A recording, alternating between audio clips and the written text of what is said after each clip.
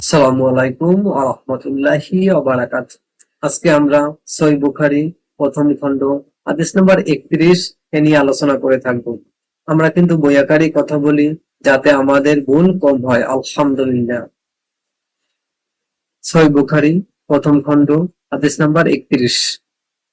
আহনাফ ইবনু কায়স রহমাতুল্লাহ আলাইহি হতে বর্ণিত, তিনি বলেন, আমি সিফফিনের যুদ্ধে এক ব্যক্তিকে আলী রাদিয়াল্লাহুকে সাহায্য করতে যাচ্ছিলাম।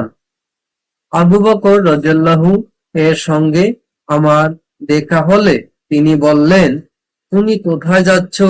আমি বললাম, আমি এক ব্যক্তিকে সাহায্য করতে যাচ্ছি।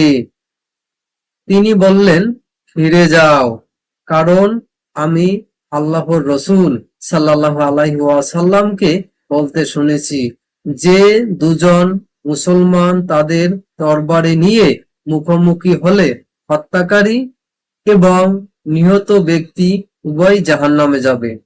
আমি বললাম, হে আল্লাহর রসুল, এ হত্যাকারী তো অপরাধী, কিন্তু নিহত ব্যক্তি কি অপরাধ? তিনি বললেন, নিশ্চয়ই সেও তার সাথীকে হত্যা করার জন্য উদগ্রীব ছিল।